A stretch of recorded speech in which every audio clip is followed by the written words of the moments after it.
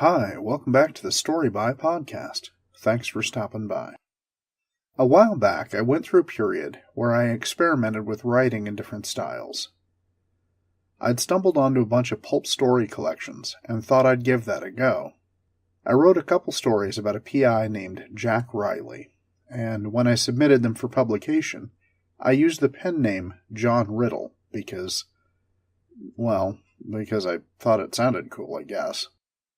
Anyway, today's story, Preacher'sGirl, was published in the online pulp magazine Blazing Adventures, and I'll post a link in the show notes if you feel like checking it out. As I've said before, I don't normally do content warnings. If you're an adult, you can probably manage whatever words come out of my mouth.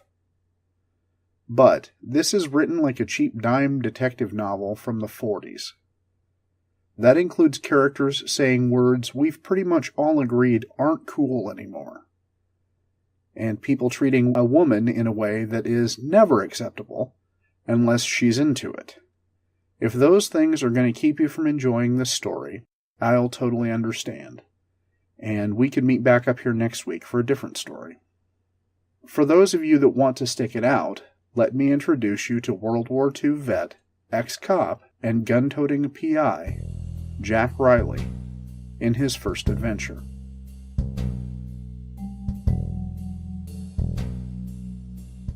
Preacher'sGirl. I thumbed back the hammer on the big government .45, and I dug the muzzle into Flinty Cole's forehead. "You know who I am," I said to the weaselly little man kneeling in the gravel.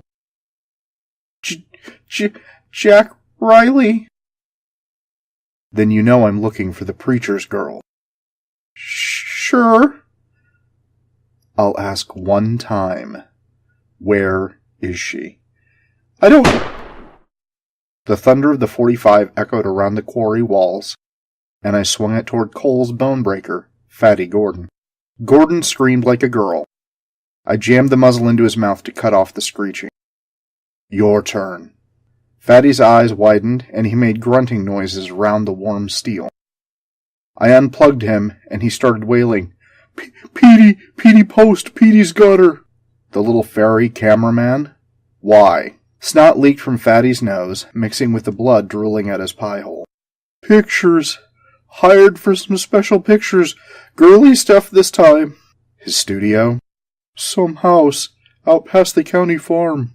"The one with the star painted on the barn?" Fatty nodded. I patted him on the head. "Good boy, Fatty." His eyes brightened. "You ain't gonna kill me?" I shrugged.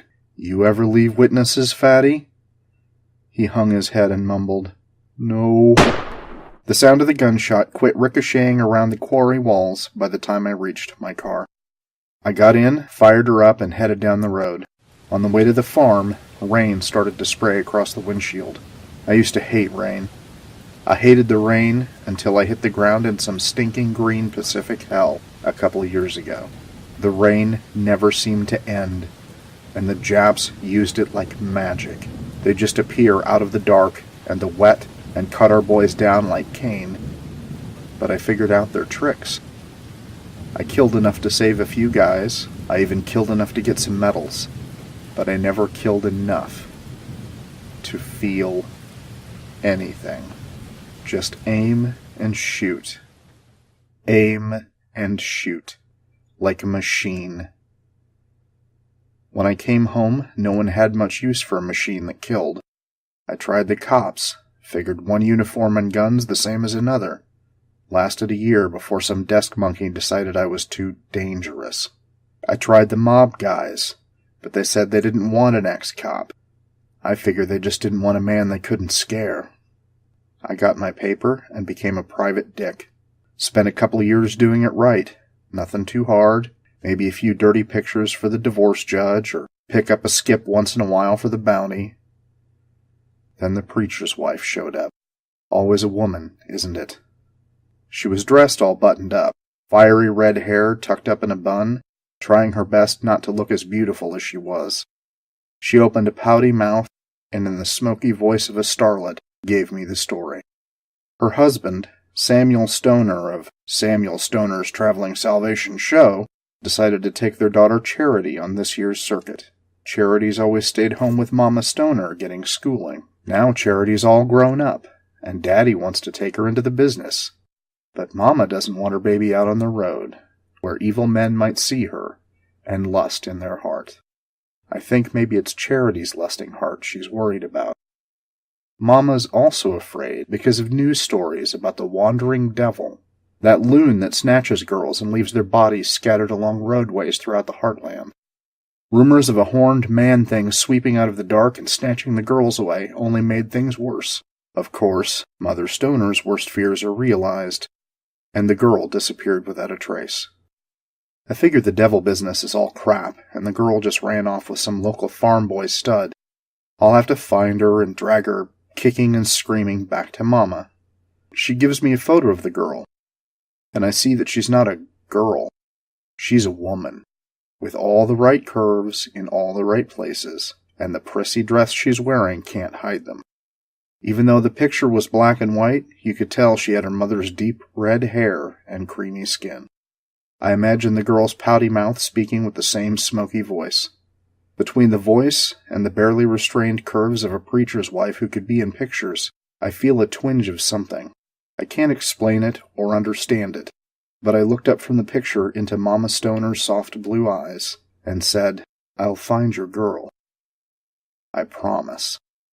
So I go looking for Charity Stoner, figuring a good place to start is Daddy's little traveling tent show. But Dad's no help.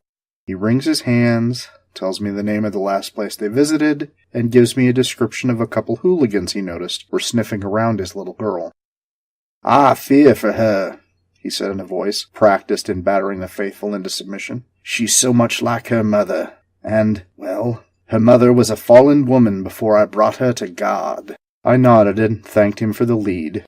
As I turned to go, he told me that he's praying for me. I figure the joke's on him.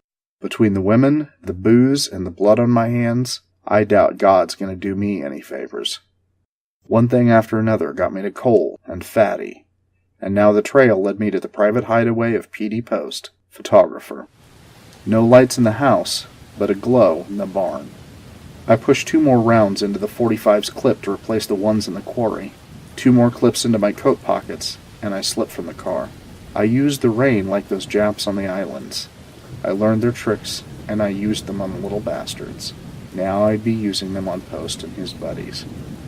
After blackjacking 4 centuries, I reach the barn, and even through the rattle of the rain, I hear the girl scream. All the ground floor doors were closed, and I'd be obvious if I opened any of them. But any kid who grew up on a farm, even a dead piece of dirt like my granddad's, knows there's other ways in. What sounds I could hear came from the front of the barn, so I circled around back, looking for my ticket in. A second-level loft door flapped in the wind. With the assistance of a half-collapsed corral fence, I caught the lip of the doorway, pulled myself up, and slithered into a loose, sweet-smelling pile of hay. The first thing I saw was the girl, dangling a few inches from the ground, as exposed as Eve in Eden. Her hands were pulled above her by the chain that held her aloft. Her pale skin gleamed in the glow of lamplights except for the bright red paddle marks. A man in a black robe, wearing some sort of devil mask, swung a paddle across her backside. The slap of the paddle was matched by the snap of a camera flash, and a shriek of pain from the girl. P.D. Post stood a short distance away from the dangling girl, moving a variety of camera gadgets. He shifted around, then paused and nodded to the man with the paddle. The devil slapped the girl again, and P.D. snapped another picture.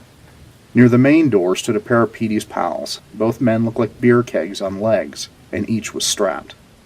Another man perched on a stool, near the other end of the chain holding the girl. The chain looped up over a pulley hanging from the ceiling, and at P.D.'s command, the guy lowered Charity Stoner slightly, till her toes just touched the floor. As she stepped, trying to stand, the chain man pulled, and the girl lifted a foot from the floor and swung around.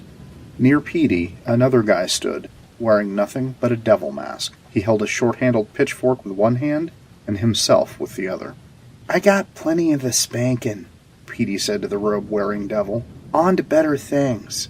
The disrobed devil chuckled. "Now it's my turn." "Not yet," snapped the robed devil. "This sinner must face further punishment." He strode to the other devil and snatched the pitchfork from him, then returned the girl. The guy controlling the chain lowered the girl slightly. She did a slow pirouette on the tips of her toes. The robed devil grabbed her wavy red hair and pulled her head back. "Have you sinned?" he roared at her. Tears streamed from the girl's eyes and her voice shook as she said, "No." "Liar!" the robed devil roared. "You have lusted and you have fornicated." "No," the girl sobbed. "I've been good." The robed devil slid the handle of the pitchfork along the girl's leg. He moved slowly from her ankle to her thigh. "You've known men, haven't you? You felt their attentions." "No," the girl cried. "No, I never." The robed devil released her hair, stepped back, and whipped the handle across her backside. She shrieked in pain. "Liar!" He swatted her again. "Liar!" Then he gestured for the man controlling the chain. The girl fell to her knees, arms still suspended above her head. The robed devil circled the girl, brushing up and down her body with the pitchfork handle. He gestured to the chain man. The girl flew from the floor and swung wildly a foot off the ground. The robed devil struck her backside. "Horror!" He swatted her again. "Horror!" The devil gestured for the chain man to lower her. Charity collapsed to her knees. Her head slumped forward and I could hear her crying. The devil grabbed her hair, pulled her head back, and screamed into her face. "I have seen you with those boys. I know what girls like you do." He swung the small pitchfork like a short bat and rocked the girl's head. She tumbled sideways and the chainman hoisted her to keep her from hitting the floor. The devil, panting, turned to Petey, who stood frozen. "Pictures! Why aren't you taking pictures?" Petey blinked, realized he'd been watching, too stunned to shoot. The flash started popping, and I made my move. The two gunmen first. The .45 roared, and the face of the bigger man disappeared. The second guy actually got a hand on his rod before he collapsed to the floor. The robed devil threw the pitchfork at me, and I dodged. The pitchfork hit a beam and clattered to the floor. In the few seconds it took me to drop from the loft, the robed devil had disappeared. I put a round through the guy holding the chain. His hand went to his chest, and the girl crashed to the floor, crying, screaming, and covering her head. Petey dropped his camera equipment and made a move for the door.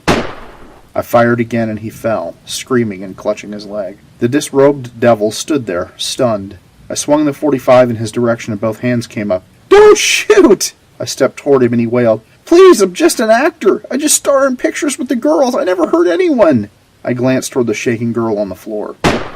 The .45 roared again, and the devil fell to the floor shrieking and clutching a wound that would keep him from starring with girls ever again. I swung the big pistol around, looking for more people to kill. Aim and shoot. Aim and shoot. The barn was empty except for the wailing men and the crying girl. I grabbed a blanket from the floor near Petey's camera equipment. Draping it over the girl, I whispered, "Your mother sent me to find you." "Mama?" the girl wailed. "Mama?" "I have to find the other man that hurt you. Will you be okay here until—" "No!" she wailed. "No, don't leave me, please. He hurt me. He hurt me." "If I don't kill him, he'll come—" "No!" she screamed. Then she began chanting and blubbering, "Daddy, Daddy, Daddy, God help me, Daddy." As I rose, the girl clutched at my feet. "No, don't, Daddy, Daddy, Daddy." I tried to shake her loose. "I'm not your—" The bullet hit me high, paralyzing my arm and spinning me to the ground. I landed hard, decorating the wailing girl with speckles of my blood. I still gripped the .45 in the uninjured hand, and I flopped around trying to find a target. A shape moved into view, and I swung the pistol. Aim and shoot. Suddenly the robed devil shrieked, and he fell back against the wall with the pitchfork buried in his gut. Charity Stoner pulled the fork free, then tried to thrust it in again, but the chain wrapped around her hand slowed her. The robed devil pistol-whipped the girl, and she fell away. I fired 2 quick shots. The devil flew back, robe flapping like wings. He crashed against the wall and slumped, ragged gasps of air coming from behind the mask. The devil struggled to get the rubber thing off his face, but his hands weren't working right. I stepped toward him, kicked his pistol away, and knelt to look at him. I set my own pistol near my feet, out of the devil's reach. I grabbed the mask with my good hand and yanked it away, revealing Samuel Stoner. The words, "She's a whore," bubbled from his lips. "Like her mother. I had to teach her." I picked up my pistol, made the sign of the cross on his forehead with the muzzle. "Go and sin no more," I whispered, thumbed the hammer back, and sent him to hell. Then I freed the girl, and we stumbled out into the rain. After tucking her away, I went back to the barn and took care of things. Then I drove away from the farm with the girl in the back seat, unconscious and covered with a blanket. My reloaded pistol rested on the front seat beside me. The glow of the barn fire reflected in my mirror as I drove away down the rutted road. On the big bumps, the girl would cry out, and I had to bite back the pain in my arm. Eventually we reached a house, and the frightened couple inside called for a doctor and the cops. The girl was bruised in a lot of places, and she had a gash on her face from the pistol sight. The sawbones fixed her up, and after some discussion with the county cop, examined her like I asked. "Intact," the bony little doc said. "Near as I can tell, she's never known a man." I nodded and let him look at my arm. "Bullet went through. You'll have some trouble moving it, but I won't have to dig the lead out." He glanced at my chest, which he'd exposed cutting my shirt off. I could see him mentally tallying the scars. "Looks like it wasn't the first time." "Nope." "France?" "Pacific." The county dick whistled. "Kill many Japs?" "Aim and shoot. Aim and shoot." I shrugged. "Well," the doctor said to the county cop, "I suppose you should ask him some questions about what happened." The deputy took a notebook from his pocket, licked a pencil tip, and said, "What happened?" I suspected my client's daughter had been abducted by the wandering devil. I tracked them to the barn and I freed her. During our escape, a lantern fell over and the barn caught fire. "That's it?" I nodded. "You know who the devil guy was?" I shrugged. "Will she be able to identify anyone?" I shrugged. The deputy looked at the doctor. "Well, now what?" I said, "I'm gonna go see the girl." I went into the couple's bedroom, where the preacher's girl lay sleeping under a handmade quilt. A bandaged square covered the ragged tear in her cheek. A few other bruises decorated her face, and I knew more of them colored her body. If she actually remembered what happened to her, there would be wounds even the doctor couldn't fix. I touched her hand, and her delicate fingers gripped mine. I smiled slightly when she murmured, "Daddy." If my life had been different, I might have had a daughter her age. I certainly wouldn't have been a worse father. At the thought of Stoner, I felt my smile fade. I hoped he spun on a spit in the hell he frightened his flock with. I'd watch the papers for a while, see if any more girls ended up dead by the roadside. It seems obvious once it's laid out. Stoner travels the country, picks up girls for pictures, then leaves them dead. A rubber devil mask for color, and he's got a legendary boogeyman. He's got money from the freaks who buy the pictures, and money from his flock, praying to be saved from the freaks. A sweet deal for him. Any more preachers figure out how profitable hypocrisy can be, and I'll be mighty busy. Aim and shoot. Aim and shoot.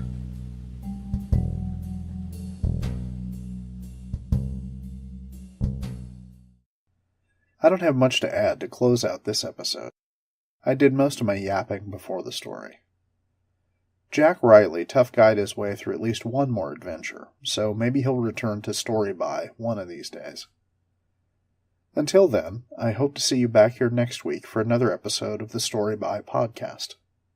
Story By Podcast is a production of Fiddling Around Productions, LLC. Theme music performed by Nalani Proctor, nalaniproctor.com, and used with permission.